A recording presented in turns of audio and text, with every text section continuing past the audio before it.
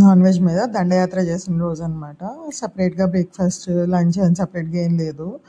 అయితే first morning mutton పులుసు లాగా చేశారు, గారెలకి రైస్కి కూడా. అండ్ దాంతోపాటు వామ్చార్ చేశారు, డైజెషన్కి బాగుంటుంది కదా. సో కొంచెం గ్యాప్ ఇచ్చి రెండు తినేసాను. అండ్ దెన్ ఒక కోక్ తీసుకున్నాను. తర్వాత కురుక్షేత్ర సిరీస్ ఎంతమంది చూసారు? బాగుంది, ఎవరైనా చూడకపోతే చూడండి. మా పాప ఎప్పుడైనా ఏదైనా అడిగితే అది నేను గుర్తుపెట్టుకొని చేయాలనుకుంటాను. అయితే తను ఇవాళ సేమియా అడిగింది and 15 days back fried chicken అడిగింది అనమాట. ఈ ఫ్రైడ్ చికెన్ కోసం 250 grams బోన్లెస్ చికెన్ తీసుకున్నాను. దీంట్లోకి 1 స్పూన్ పెరుగు, ఒక అరచెక్క నిమ్మరసం, కొంచెం కారం, కొంచెం గరం మసాలా, ఉప్పు. అంటే కిడ్స్ కోసం చేస్తున్నాం కాబట్టి అన్నీ లైట్గా వేసేసి మార్నింగే మ్యారినేట్ చేసి ఫ్రీజర్లో పెట్టేసుకున్నాను.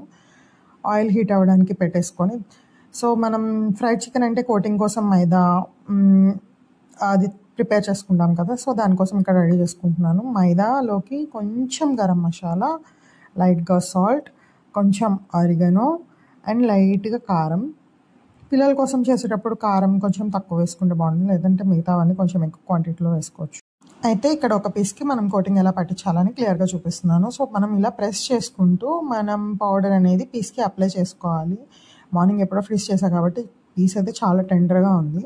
సో మొత్తం బాగా ప్రెస్ చేస్తూ అప్లై చేసుకున్న తర్వాత రెస్ట్ ఆఫ్ ద పౌడర్ని విదిలిచ్చేసుకోవాలి. మళ్ళీ ఇంకొకసారి కోట్ చేసుకోవాలి. చాలామంది ఏం చేస్తారంటే కోల్డ్ వాటర్లో పెట్టేసి మళ్ళీ ఇంకొకసారి అప్లై చేస్తారు. అప్పుడు ఏమవుతుందంటే క్రిస్పీనెస్ అనేది చాలా ఎక్కువ వస్తుంది.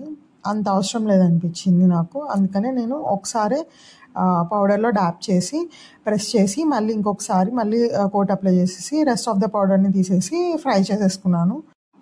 3 to 4 minutes లో ఫ్లేమ్లో, తర్వాత హై ఫ్లేమ్లో మనకి గోల్డెన్ బ్రౌన్ కలర్లో వచ్చేటట్టుగా చేసుకుంటే ఫ్రై అయిపోతుంది.